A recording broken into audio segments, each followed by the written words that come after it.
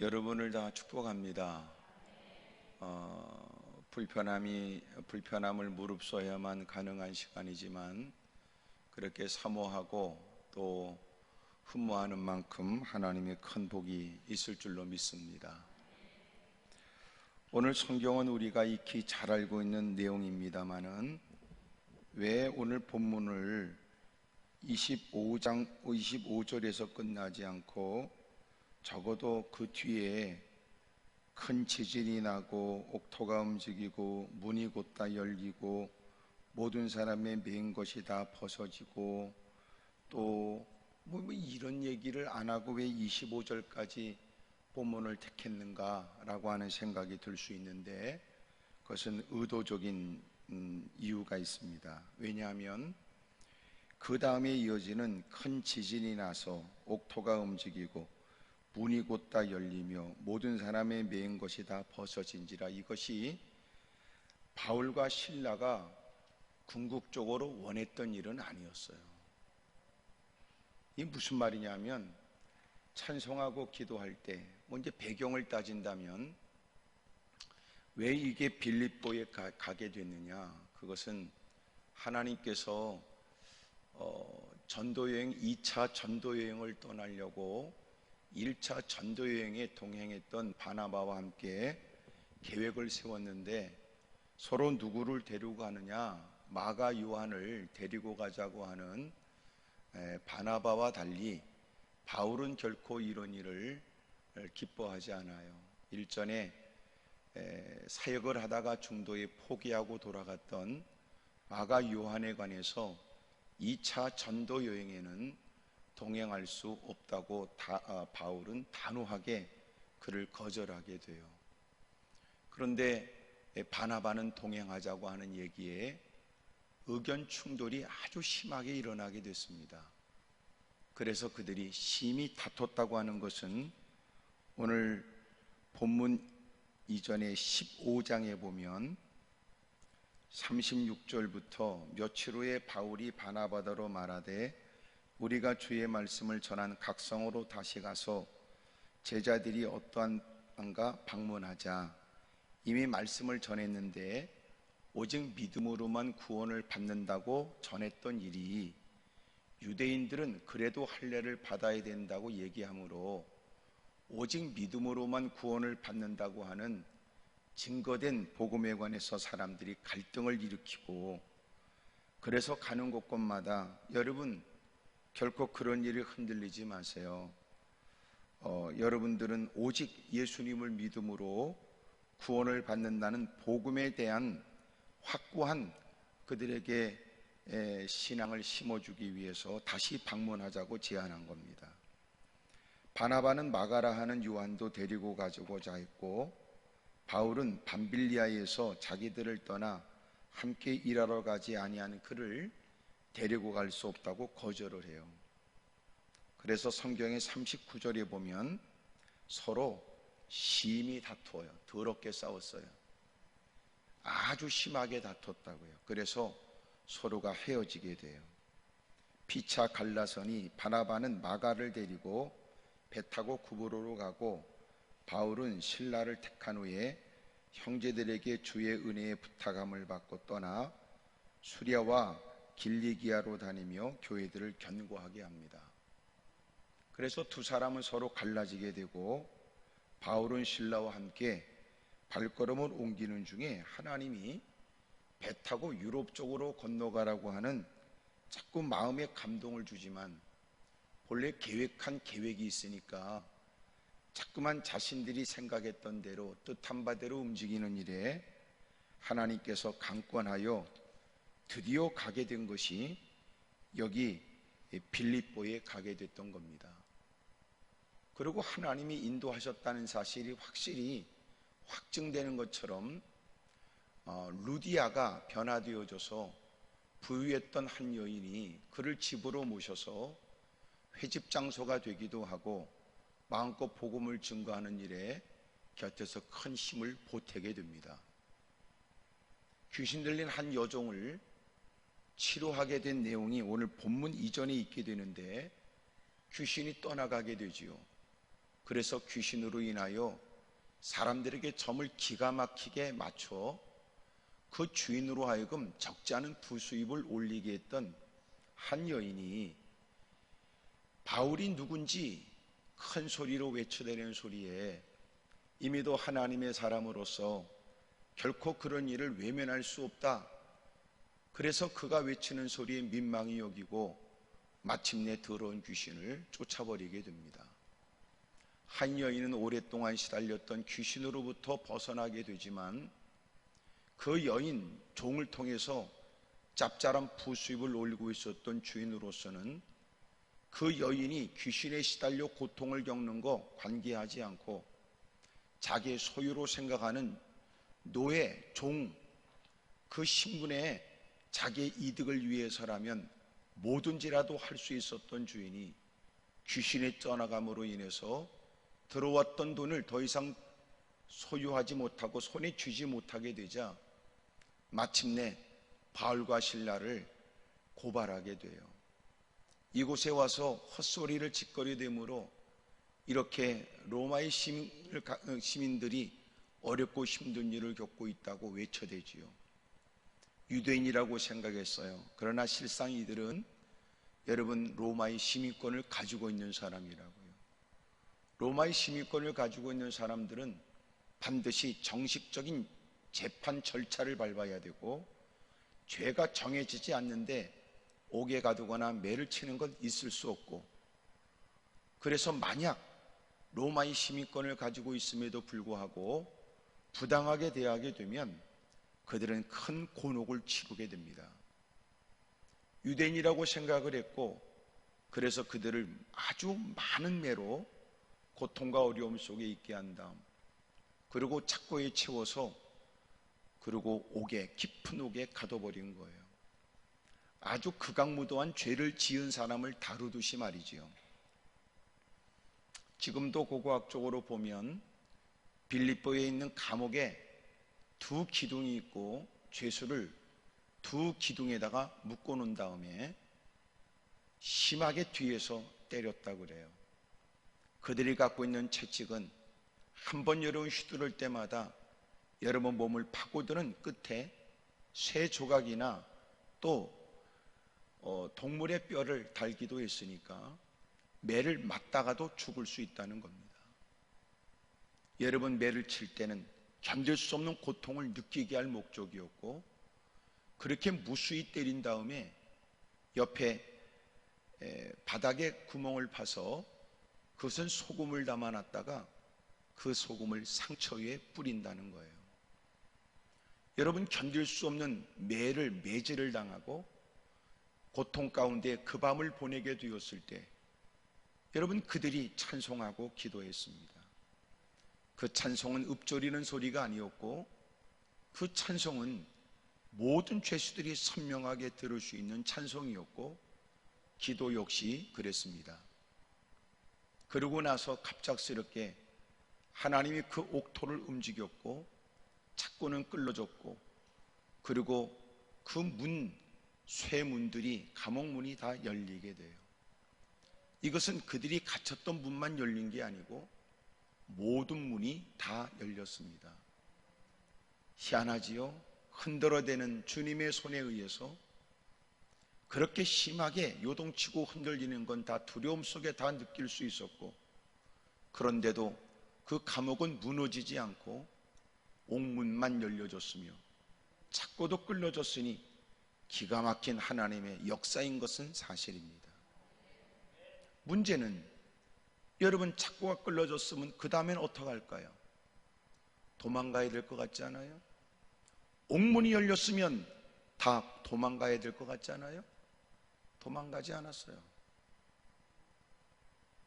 그러므로 그들의 찬송과 기도는 억울한 처지에 감옥에 갇혀 있지만 열어달라는 건 아니었습니다. 만약 찬송하고 기도했으면 그 문만 열리거나 그 사람들이 있는 채워진 착고가 끌어져야 되는데 성경에 보면 모든 사람의 매인 것이 다 풀려졌습니다. 모든 감옥문이 다 열렸습니다. 누구도 도망갈 수가 없습니다. 바울과 실라도 도망가지 않았습니다. 그러니 찬송과 기도는 열어달라는 뜻은 아니었던 것 같고, 주님이 열어줬어도 도망가지 않았던 것은 여러분 무엇보다도 하나님의 어떤 뜻이, 다른 뜻이 있다는 것을 알고 있기 때문이 아니겠는가 싶습니다. 되어진 사건에 졸고 있던 간수는 모든 사람이 도망한 줄 알았습니다. 그만한 처지에 도망갈 수 있었고, 그 형편이라면 그곳에 그렇게 고통 속에, 신음 속에 있을 이유가 없습니다. 그런데 깊은 감옥에 갇혀있는 바울과 실라의, 그리고 그들의 찬송과 기도에 놀라운 일이 감옥 전체에 일어난 거예요. 졸고 있던 간수는 도망한 죄수들의 모든 죄값을 본인이 다 고스란히 감당해야 했으니, 그 많은 사람들이 문이 열려 착고가 끌려져 도망갔다고 생각했으므로 스스로 목숨을 끊는 것이 더 낫다고 생각을 했습니다. 그러나 바울과 실라가 그의 손을 멈추게 하지요. 겁에 질린 모습으로 내가 어떻게 해야 구원을 받겠냐고 소리를 질러대는 그를 향하여 너는 주 예수를 믿어라. 그러면 너와 네 집이 구원을 얻을 것이라고 얘기했습니다. 집으로 모셔서 매맞은 자리를 씻기고 증거하는 복음에 그들은 큰 기쁨을 얻게 되었으며, 여러분 그 다음날 아침, 여러분 그 상관들이 그들을 혼쭐 났으니까 다시는 이 땅에서, 이 지역에서 껍죽거리고 엉뚱한 짓을 안 할 거라고 엉덩이를 걷어차 내보내라고 말했을 때 바울과 실라가 말하기를 우리가 누군 줄 아느냐? 우리가 로마 사람인데 우리를 죄도 정하지도 않고 공중 앞에서 때리고 옥에 가두었다가 이제는 가만히 내보내고자 하느냐? 부하들이 사실을 알게 되자 38절에는 부하들이 이 말을 상관들에게 고하니 그들이 로마 사람이라는 말을 듣고 두려워하여 와서 권하여 데리고 나가 그 성에서 떠나기를 청하게 되었습니다. 여러분, 이들이 그 밤중에 견딜 수 없는 메마른 자리가 통증으로 그들을 밤잠을 못 자게 만들고 신음을 토하게 하는 그 밤에 한밤중에 부를 수 없는 노래를 부르고 모든 사람이 선명히 들을 수 있는 여러분 기도를 할 수 있었던 건 무엇이었습니까? 그리고 마침내 우리는 갇히면 풀려질 것을 꿈꾸고 우리는 없으면 있기를 원하고 아프면 안 아프기를 원하고 성질나면 성깔대로 살기를 원할 때 바울과 실라는 달랐으니 어찌 그렇게 갇혀있다고 하는 그 모습 때문에 찬송과 기도를 우리의 짧은 생각과 삐뚤어진 생각으로 열렸으면 도망가면 된다고 생각하거나 풀렸으면 자유롭게 하고 싶은 짓을 하면 된다고 생각하냐 그 말이에요. 그것이 올바르다고 생각되십니다. 찬송하면 열립니까? 기도하면 풀립니까? 이 말이 틀린 말은 아니지만 오늘 사도행전 16장을 보면 그 뜻은 아닙니다. 어떻게 그렇게 오밤중에 그들은 찬송하며 기도할 수 있었을까? 놀라운 일이잖아요.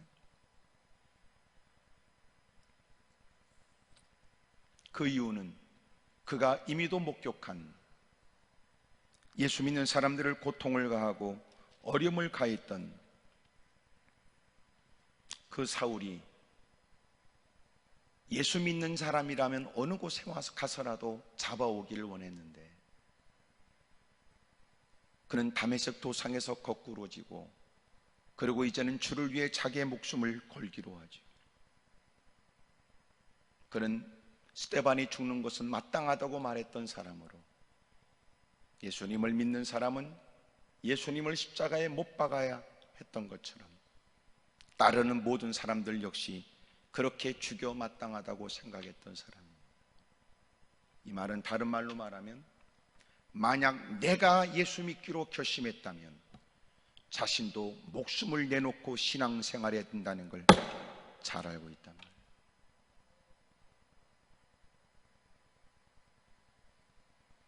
바울이 그렇게 예수 믿는 사람들을 죽이는 곳으로 끌고 가고 예수 믿는 사람은 죽어 마땅하다고 목소리를 높이고 주장했던 것처럼 만약 자기가 예수님을 믿는다는 의미는 목숨을 내놔야 된다는 것을 누구보다 잘 알지요. 그가 예수님을 영접하고 예수님을 따르게 되면서 그는 예수님을 어떻게 증거해야 되는지를 누굴 통해서 배웠다고 생각하십니까? 그는 스데반을 통해서 배운 거예요. 사도행전 8장에 있는 1절, 7장에는 스데반이 순교를 하고 8장 1절에 사울은 그가 죽임당함을 마땅히 여기더라 그래요.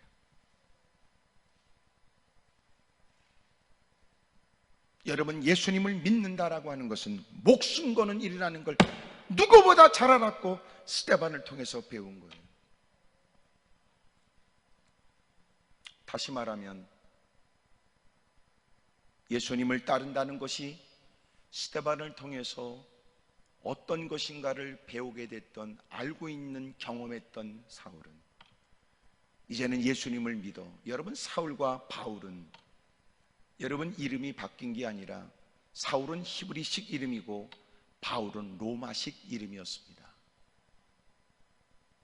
사울이라는 이름이 없어지고 이제 바울로 나오죠. 왜냐하면 이방인들에게 복음을 증거하고 여러분 로마 제국에 여러분 시민권을 가지고 있는 그는 그렇게 로마식 이름을 쓰게 되면서 가는 곳곳마다 복음을 증거할 더 좋은 기회를 얻고자 합니다. 여러분, 이렇게 깊은 감옥에 억울하게 누명을 쓰고 죄도 정함이 없이 착고에 채워져 깊은 감옥에 갇혔으나 마땅히 고통을 당한 사람으로서 심을 통하는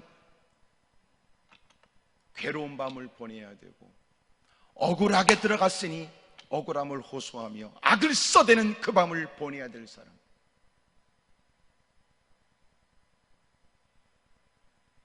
그런데 그들이 찬송하고 기도합니다. 그 이유는 이미 말씀드린 것처럼 문을 열어달라고 기도한 게 아니었고 하나님이 착고를 끌어달라고 기도했던 것이 아니라는 걸 이미 말씀드렸으니까 다른 이유가 있었던 거예요. 그게 뭐예요?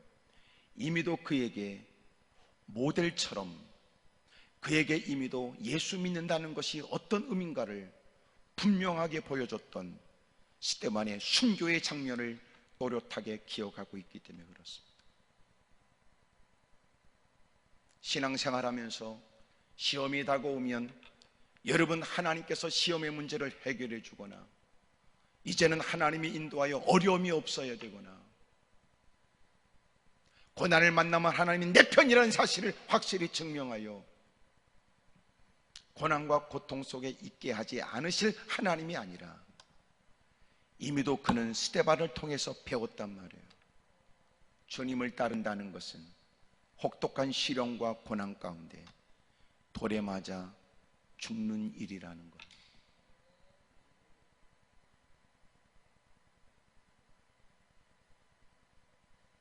기도했다가 기도가 응답되지 않으면 더 이상 하나님을 따를 이유가 없다고 하는 짧은 생각과 아직도 여러분 성숙하지 못한 신앙의 의식을 갖고 살아가는 사람과 다르지요.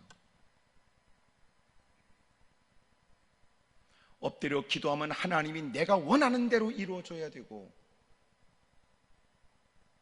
내가 찬송하면 내가 원하는 좋은 일이 누군가에게 보란듯이 있어야 된다고 우리는 생각하죠. 그러나 너무 낙심하지 마세요.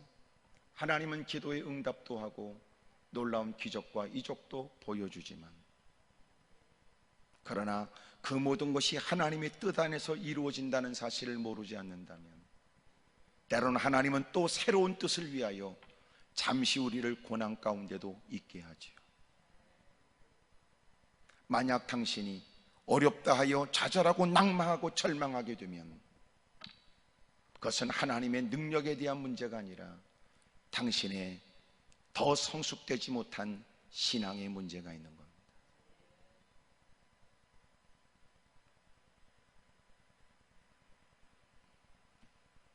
여러분, 자기가 핍박하는 사람이었고, 여러분 그의 죽음은 마땅하다고 사람들이 옷을 벗고, 여러분 그에게 치명적인 고통을 주는 큰 돌을 들어서 내리치는 사람들, 그들의 행동은 합당하다고 외쳐댔던 그 스데반이 순교할 때 바울은 자기가 봤단 말이에요.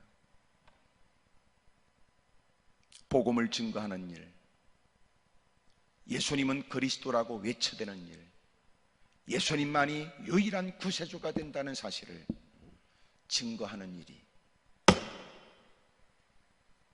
편한 길이 아니고 평탄한 길만 있는 것이 아니라는 걸 그는 누구보다 잘 알아요.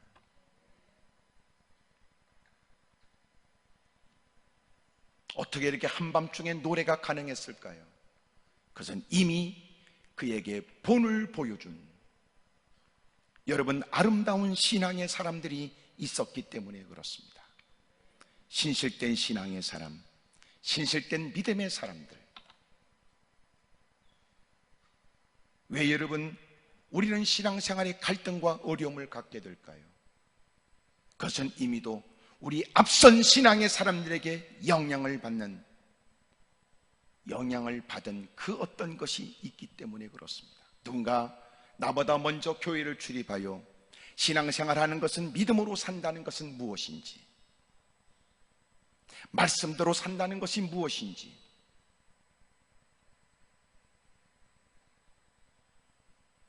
여러분 예수님 믿으면 고통이 없을까요?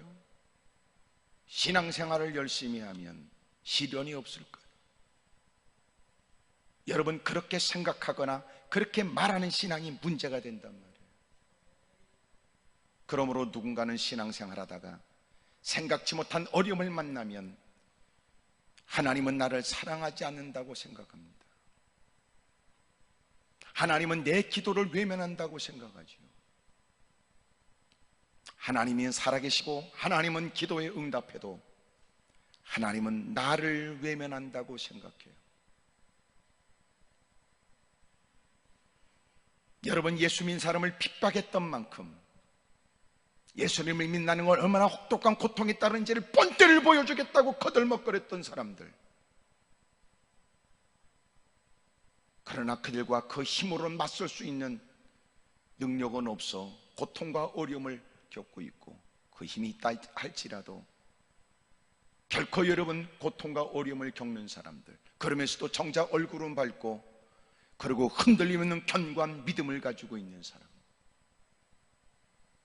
그들은 서서히 핍박하면서도 신앙생활을 하는 것이 무엇인가를 배우게 되죠. 여러분, 그들을 통하여 믿음 생활한다는 건, 신앙생활한다는 건, 주님을 믿는다는 것이 무엇인지를 신실된 그리스도인들을 통하여 배우는 겁니다.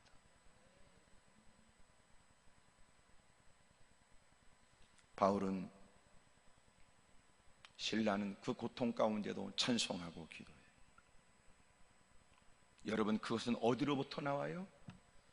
이미도 스데반을 핍박하고 스데반을 죽이는 일에 몰아놓고 죽이고자 하는 일에 기꺼이 찬송표를 던졌던, 여러분, 그 바울이 스데반의 순교를 지켜봤기에 주님을 따른다는 일이 마냥 행복하거나 좋은 일만 있다고 생각하지 않았습니다.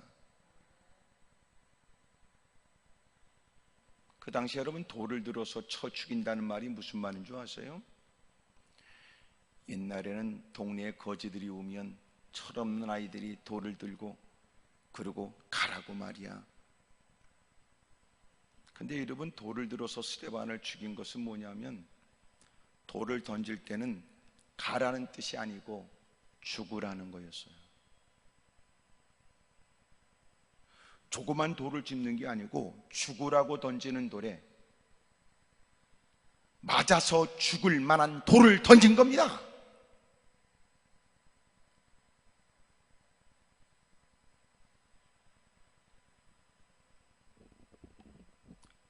여러분, 그 모습을 지켜봤던 바울이 이제는 그 주님께 사로잡혀 그러면 그 주님을 증거하기 위해서 발걸음을 옮기는 거예요.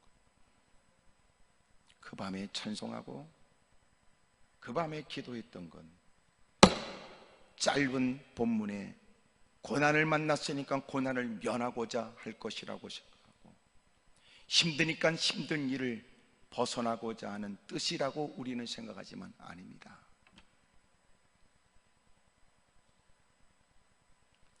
그들은 무슨 찬송하고 무슨 기도했는지는 모르겠으나 열린 문 그래도 도망가지 않았고 풀린 찾고 자유로운데도 도망가지 않았던 걸 보면 그들이 원했던 것은 여러분 단지 그 감옥을 도망가는 것은 아니었던 게 분명합니다. 그들의 찬송과 기도는 풀려주고 열어달라고 하는 말은 아니었던 것 같고 복음을 증거하기 위해 결정했던 세계 복음 증거를 위한 2차 전도 여행에 하나님의 뜻을 구하고 주님의 뜻이 이루어지길 위해 기도했을 거예요. 그리고 그들은 이 고난과 환난 가운데도 본래 우리가 의도했던 복음을 증거하는 그 구령 열정이 식어지지 않게 해달라고 기도했을 거예요. 끊임없는 다양한 도전 앞에서도 본래 우리의 의도가 흔들리지 않게 해달라고 기도했을 겁니다.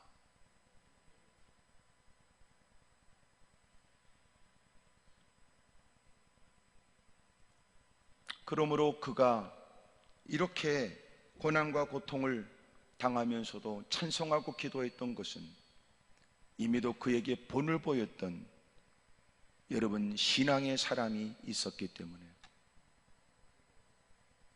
여러분 우리 주변에도 많은 사람들은 우리를 통하여 교회를 이해하고 우리를 통하여 신앙을 이해하려고 하는 사람이 많습니다. 과연 그들은 우리를 통하여 예수님을 믿는다는 걸 어떻게 이해할까요? 예수님을 믿으면 기름짐 속에 살고 예수님 믿으면 죽을 자리에서 벌떡 일어나고 예수님 믿으면 고통도 없고 원하는 걸 마음껏 누리고 잘 살 수 있는 걸로 인식할까요? 아니면 고난이 다가와도 떠날 수 없는 주님, 시련 속에서도 찬송의 대상이 되시는 주님, 그들은 우리를 통하여 어떻게 주님을 배울까요? 스데반은 결코 돌에 맞아 그들의 종교 기득권에 의해서 마침내 무참하게 죽은 게 아니었습니다. 놀랍죠? 사울에게 알려준 거예요. 예수님을 믿는다는 건 이 고통 가운데도 얼굴이 천사처럼 빛나고 돌을 쳐서 죽이는 그들을 저주하지 않고 주님께 저들의 영혼을 불쌍히 여겨달라고.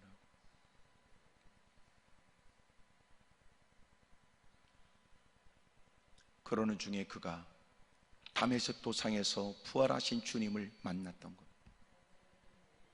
그리고 드디어 어리석게 보였던 스데반이 누구보다도 현명했고 내가 그를 무지하다고 몰아세웠으며 엉터리라고 몰아세웠으나 이제 보니까 부활하신 주님을 만나고 나서야 자기처럼 어리석은 인생이 있었는가 생각하죠. 그리고 주를 위해 자기의 삶을 거는 겁니다. 그리고 주를 위해 겪는 고난도 이제는 고통의 의미가 다른 거예요. 여러분, 예수님을 믿으면서 우리에게 일어나는 모든 우리의 용어, 단어들이 다 여러분 변화가 필요해요. 좋다는 것은 뭐가 좋아서 좋은 것이냐? 재미있다는 건 뭐가 재미있어서 재미있는 거냐? 즐거운 것은 뭐가 즐거워 즐거운 것이냐?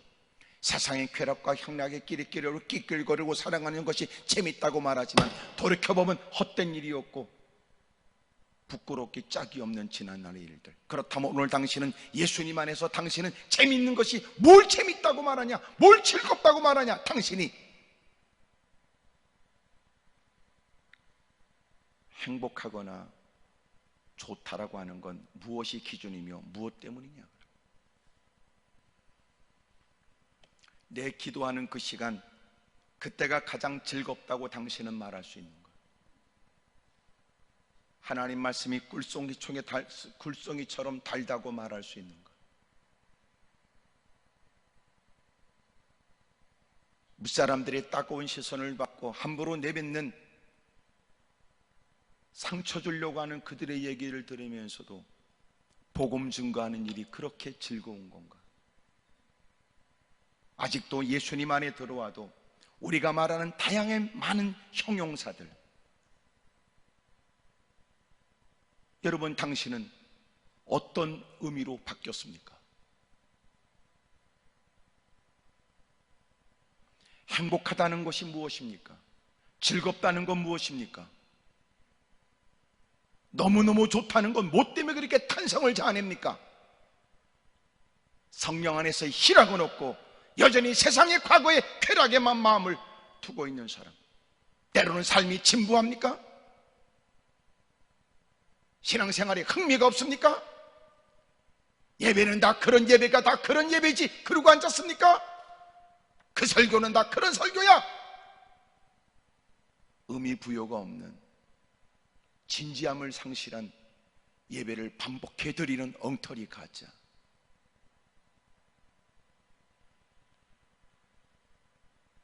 그렇게 강파하고 그렇게 못된 짓에 앞장섰던 여러분 사울의 그 악명이 얼마나 대단한 줄 아세요?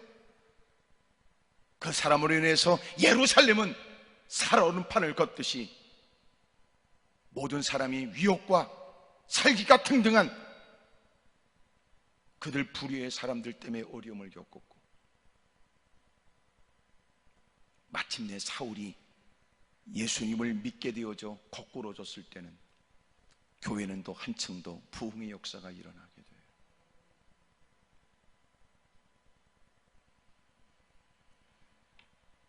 여러분, 이렇게 고난 중에도 찬송하고 기도하는 거 왜 그래요? 살려달라는 게 아니잖아요.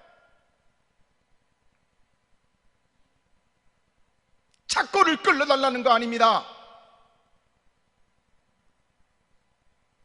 문이 열려져도 도망가지 않았습니다.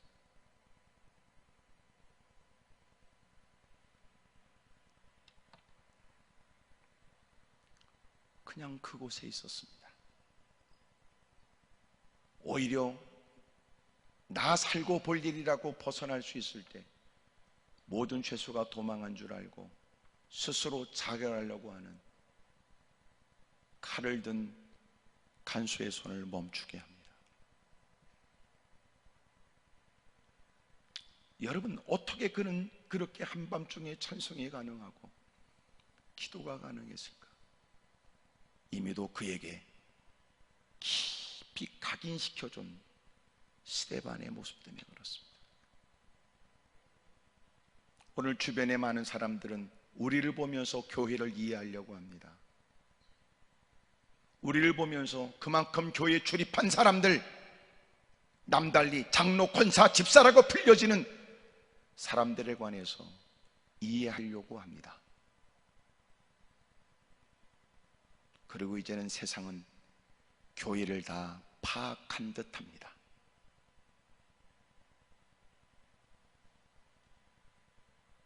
신뢰성을 잃었습니다. 세상 사람보다도 더하다고도 얘기합니다.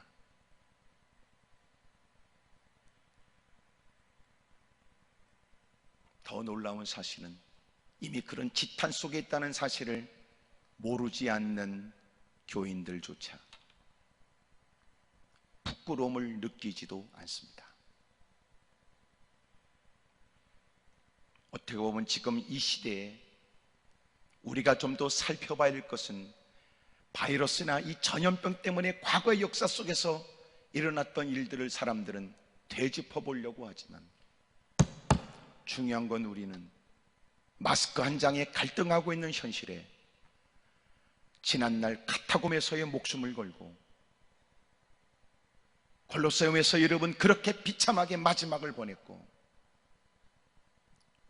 십자가의 형틀에서 고통스럽게 이 땅을 떠났던 주님 품에 안긴 많은 신앙의 사람들에 대한 얘기를 다시 살펴볼 때가 됐습니다.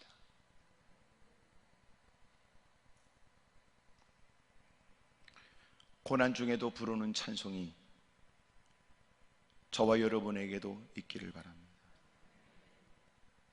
두 번째는 어떻게 오밤중에 이렇게 찬송이 가능했을까요?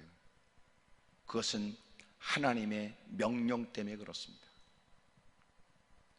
그가 다메섹 도상에서 주님을 만나게 되고 그는 앞을 보지 못하는 3일 동안의 식음을 전폐하는 힘들고 어려운 시간을 그가 9장에서 보여주는데 주님의 제자인 아나니아를 통하여 그에게 가서 안수하여 다시 보게 하라고 예수님이 아나니아에게 말씀합니다. 아나는 선뜻 그렇게 응할 수가 없었습니다. 왜냐하면 그가 어떤 목적으로 다메섹으로 왔는지, 어떤 이유로 그가 그렇게 급한 발걸음으로 사람들을 몰고 왔는지를 이미 다메섹에 있는 사람이라면 다 알았으니까.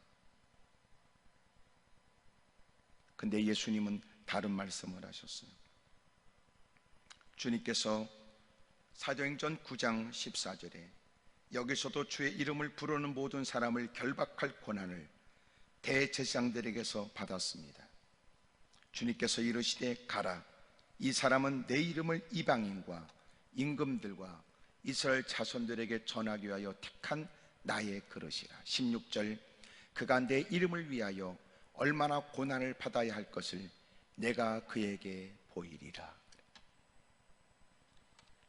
여러분, 그는 스데반을 통하여 예수님을 믿는다는 것이, 복음을 증거한다는 것이 어떤 의미인지를 알았습니다. 거기다 주님은 또렷하고 분명하게 이방인들에게 복음을 증거하는 그릇으로 그에게 특명을 내리고, 그리고 이 일이 그에게 얼마나 크나큰 고통과 어려움이 일지를 주님이 알게 하신 거예요. 만약 우리가 하나님 말씀을 자기 피로 따라 자기에게 유리한 성경 교재만 줄치고 그것에만 관심을 갖지 않고, 여러분, 하나님 말씀은 그 어떤 말씀에도 빠질 수 없는, 가감할 수 없는 하나님 말씀으로 받아 진지하게 말씀을 제대로 배운 세월이 분명하다면, 때로는 하나님이 우리에게 좋은 것도 주지만 때로는 예기치 못한 시련과 역경도 기꺼이 감당해야 될 것을 우리는 그것도 믿어야 합니다.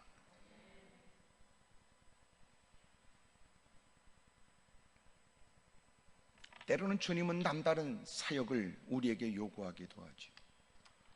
무사람의 이목을 끌 수 있는 것이 아니라 오히려 남들이 걸어가지 못했던 험난한 길이고, 그리고 남들이 겪지 못한 시련과 역경을 감당해야 될 일들, 하나님이 그에게 맡겨준 일이니 영광된 일이요, 주님이 그에게 내린 특명이니까 이것은 주님을 만나 주님의 100% 은혜를 아는 사람이라면 가장 영광스럽게 여길 만한 일.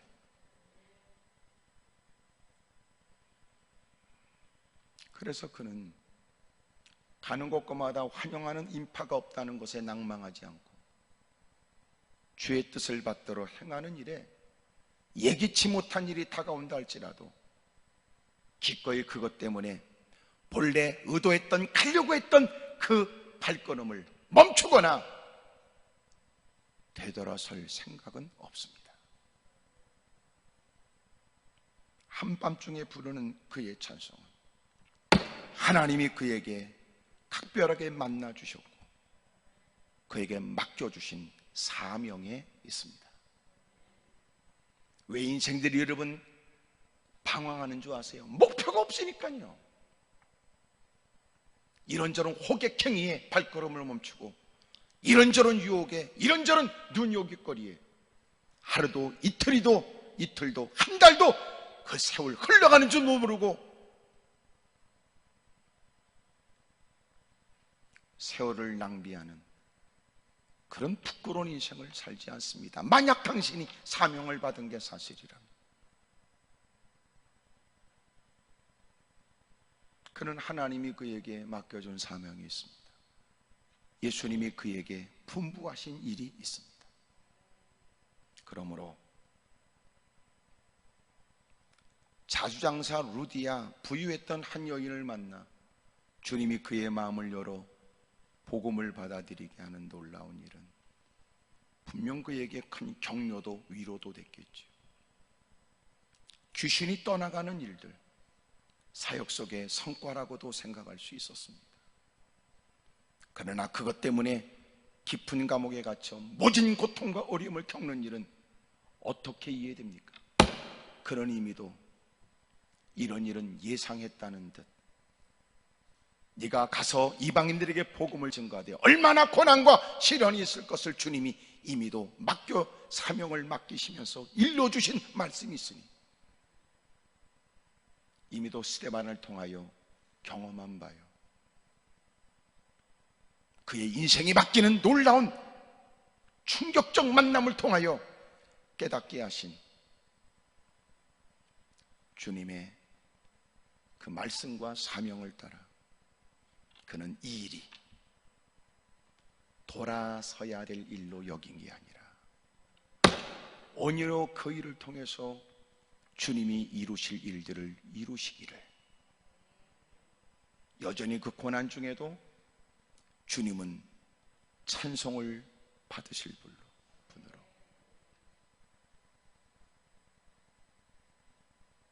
대부분 불평 원망하는 게 왜 그런가 보세요. 현실의 문제 때문에 그러죠. 어렵고 힘든 일을 딱 만나면 며칠 전에 자신이 하나님의 은혜에 감격했던 거 다 잊어버리지요. 누가 그랬어요? 출애굽한 이스라엘 백성들이 그랬단 말이에요. 홍해에서 그 많은 대적들이 우리를 살려주신 주님이 같은 홍해 안에서 모든 사람들을 다 바닷물로 휩쓸어 다 죽여버리죠. 목격한 일로 그들에게 일어난 것은 하나님을 더욱 믿게 되었고 모세의 지도력을 믿게 되었고 또 하나님을 더욱 경외하게 되었다 그래요. 그러나 그들이 그것을 벗어나서 광야에 들어가 3일 길을 걷다가 그들은 서슴없이 불평하고 원망하게 되지요. 그 이유는 그들이 먹을 물이 없었으며 겨우 만난 물은 마실 수 없는 쓴물이었기 때문입니다. 주님은 그 물을 달게 바꾸어 주셨어요.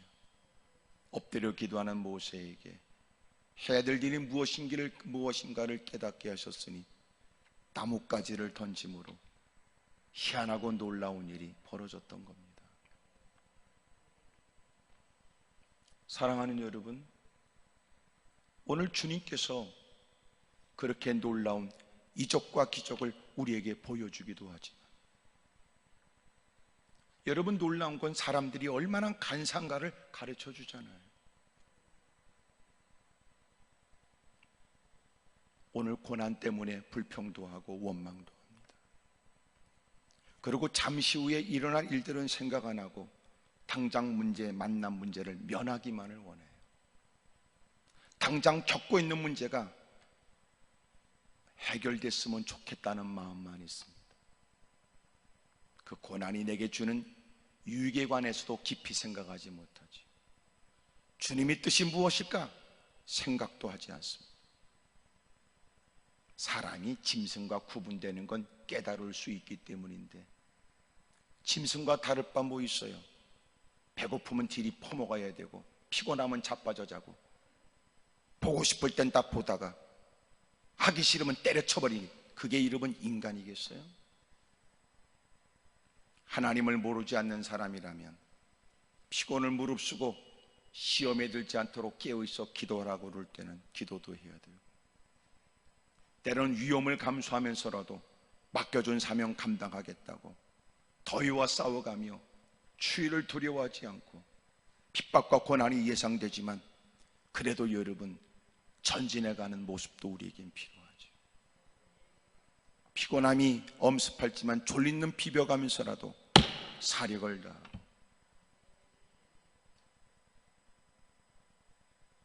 배고픔을 참아가면서 애써야 될 일도 있는 거죠. 그게 여러분 인간이고, 그게 여러분 적어도 신앙의식을 갖고 있는 사람 아니에요? 그래서 사실은 대부분 우리가 말하는 믿음은 진짜 믿음인가가 의문스럽죠. 대부분 믿음은 믿음이 아니더라고, 기분이더라고요. 여러분 적지 않은 시간 하나님 말씀을 듣고 느낀 바 있고 다짐하는 것처럼 보여줘도 또 전화 한 통화 들으면 여러분 한 통화만 끝나면 쏘가지가 뒤집어지고, 누가 여러분 스쳐 지나갈 수 있는 말 한마디 건들면 하면 기분 나쁘다고 다 엎어버릴 기세로 눈에 불 켜는 사람들, 쥐뿔이나 개떡이나 믿음이겠습니까? 이렇게 다 착한 척하고 앉아있지만 결코 착하지 않다는 걸 여러분이 잘 알지요. 과연 우리는 오늘 왜 그 문제에 관해서 불편한 심기를 갖고 있을까? 이유가 뭘까?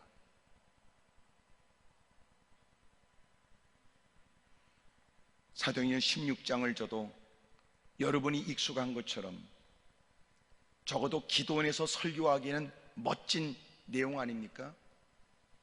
기도하면 찾고도 끌러지고, 기도하면 지진이 나서 옥문이 열리고, 더 놀란 건 내 기도, 내 찬송에 모든 사람들의 문이 다 열려진다니.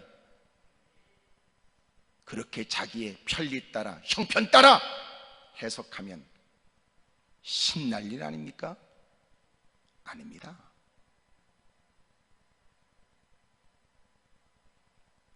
그렇게 흠씩 두들겨 맞고 고통의 밤을 보냈는데도 로마의 시민권을 가지고 있으니 부당한 그들의 잘못을 고소하고 혼쭐낼 수 있음에도 불구하고 로마의 시민권을 그렇게 자랑하거나 그것으로 그들에게 곤혹을 치르게 하지도 않았습니다.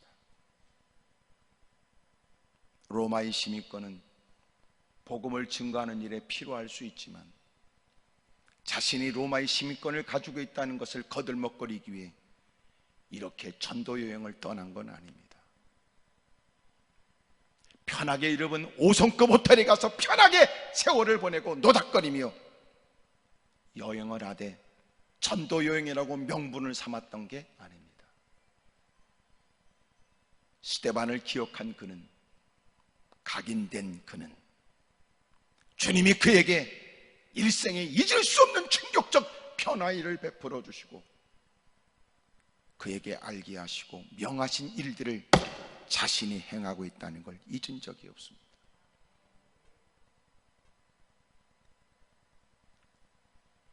그의 삶은 거기에 초점이 맞춰져 있는 거예요. 세 번째로 더더군다나 이렇게 빌립보에 오게 된 계기는 의도하지 않았던 일에 주님께서 강권적으로 인도해 주신 현장입니다. 16장 6절에 성령이 아시아에서 말씀을 전하지 못하게 하시거늘 그들이 부르기아와 갈라디아 땅으로 다녀가 무시아 앞에 이르러 비두니아로 가고자 애쓰되 예수의 영이 허락하지 아니하시는지라. 무시아를 지나 드로아로 내려갔는데 밤에 환상이 바울에게 보이니 마게도냐 사람 하나가 서서 우리에게 청하여 이르되 마게도냐로 건너와서 우리를 도우라 하거늘 바울이 그 환상을 보았을 때 우리가 곧 마게도냐로 떠나기를 힘쓰니 이는 하나님이 저 사람들에게 복음을 전하라고 우리를 부르신 줄로 인정함이라. 여러분, 때로는 해야 될 일들, 가야 될 길에 관해서 분명하게 주의 뜻을 깨닫기에 머무르는 시간들은 헛된 시간은 아닙니다. 하나님의 뜻을 알고자 무릎 꿇고 보낸 시간이 길어져도 그래도 그가 보내는 것은 게으르기 때문이 아니라 주님이 깨닫게 하시는 일을 위해 어떤 어려움도 불사하겠다는 마음으로 하나님께 여쭤보고 있는 그는 하나님의 뜻이 분명히 깨달았을 때까지 또 매달리고 기도하는 것은 누군가가 보기엔 아직도 소심하거나 아직도 게으르고 나태한 사람으로 보여질지 몰라도 정작 신실된 신앙의 사람이 기도하는 목적은 어떤 것이라도 주님이 가르쳐주면 목숨 걸겠다는 뜻이고, 무엇이라도 주님이 깨닫게 하시면 어떤 어려움도 불사하겠다는 뜻이니까 형편 따라 여건 따라 이 말 저 말에 휘둘리는 무사람과 달리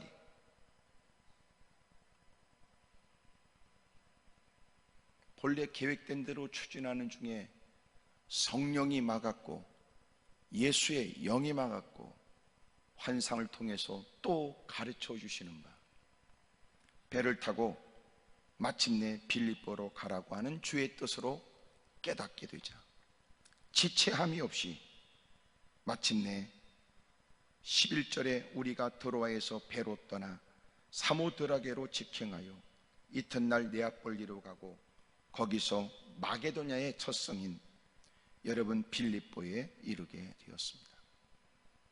그리고 겪게 된 일이 오늘 본문이니까 그 고난 가운데도 찬송하고 기도했던 것은 그렇게 하나님의 뜻이 뭐냐고 매달렸고 또 물었고 또 매달렸고 또 힘쓰는 중에 거듭해서 주님이 깨닫게 하시는 분명하고 확고한 주의 뜻을 깨달았기 때문에 결코 겪고 있는 일들이 주님의 은혜 안에서 허락된 일이라고 수용했습니다. 왜 내가 하나님 말씀대로 살았는데 이 고통은 몸이요 이 환난과 어려움이 뭐냐, 빨리 헤쳐버리고 주님이 빨리 건져주시고 빨리 주님이 역사해 주십시오라고 해야 될 일이 아니라 고난 가운데도 하나님을 찬송하고 하나님의 뜻이 무엇인지에 관해서 하나님께 여쭙고, 하나님이 이미도 일러주신 말씀이 있고 이미도 본을 보였던 숱한 많은 신앙의 선배들을 통해 자기의 기분이나 감정에 치우치지 않아 주여 이 고난 가운데도 주님은 주님의 뜻을 이루십시오, 환난 가운데도 주님은 영광을 받으시길 원합니다. 그러자 하나님이 그 땅을 흔들었고 문은 열리고 창고는 끌어지고 그렇게 되어진 일에 목숨을 끊어야 된다고 생각했던 간수가 마침내 예수님을 영접하게 되죠. 그의 가정이 예수님을 믿게 됩니다. 놀랍고 위대한 일이 나타나지게 돼요. 빌립보 교회가 세워지는 일에 여러분 무엇보다도 먼저 루디아가 복음 안에서 무릎을 꿇고 귀신 들려 사로잡혔다가 자유롭게 된 그 여인도, 그리고 드디어 이 간수와 간수의 가족들이 예수님을 믿게 되어 앞으로 이후에 복음 증거를 하는 사역에 큰 역할을 감당하는 빌립보 교회가 세워지게 됩니다. 우리는 언제 찬송할까요? 우리는 언제 기도할까요? 물론 야고보서 5장에도 너희들은 좋은 일을 만나면 기뻐하고 어렵고 힘든 일 만나면 기도하라고도 가르쳐 줍니다만 기도의 내용은 어디에 초점을 맞췄으며 찬송의 이유는 어디에 있습니까?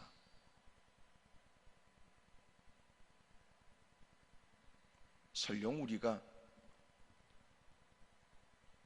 좋은 일을 일상에서 좋은 일을 만났다고 할지라도 그 좋은 일은 무쌈해 볼 때 야, 너 돈 많이 벌었고 너 높은 자리에 올라갔고 너 기가 막힌 기회라고 말할지라도 그들이 여러분 탄성을 자아내는 일에 우리가 그들과 똑같은 가치관을 갖고 선택할 일은 아니겠지요.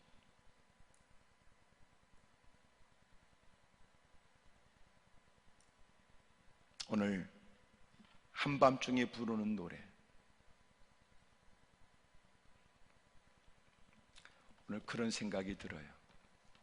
야, 이게 하나님이 우리를 용사처럼 쓰시고 하나님이 깃발을 들고 그리고는 쫓아가서 막 하나님의 영광을 더 높이고 하나님은 살아계시고 주님은 위대하시다고 막 깃발을 흔들어야 될 우리. 근데 깃발은 우리만 흔든다고 우리가 흔들어야 비로소 깃발이 흩날리는 건 아니더라. 바람이 거세면 깃발이 찢어질 만큼 휘날리더라.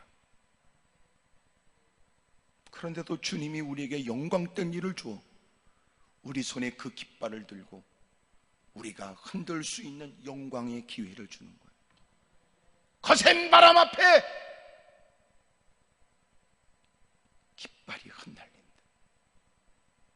그런데도 하나님은 우리를 전사처럼 쓰시려고 은혜를 주고 또 깨닫게 하고, 우리도 한밤중에 부르는 이들의 찬송과 기도처럼 천국을 소유한 사람, 눈에 보이는 세상은 눈에 보이지 않는 하나님의 말씀으로 지으셨음을 믿는 사람, 이 땅에 속해 있지만 세상이 감당할 수 없는 사람, 하나님의 영광을 위해 살겠다고 하는 다짐만큼 끊임없는 이 땅의 유혹 속에서도 주님의 영광을 위해 살아가는 사람들 되기를 바랍니다. 여러분은 누가 당신의 신앙의 모범된 모습으로 기억됩니까? 과연 우리는 하나님께서 맡겨준 사명이 분명합니까? 우리는 오늘도 성령의 인도와 또 지도에 의해서 결정하고 사는 게 확실합니까?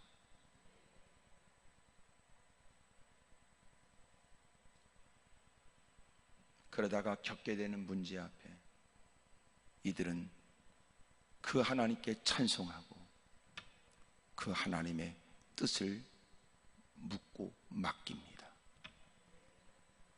저와 여러분도 이런 신앙이 되기를 바랍니다. 기도하겠습니다.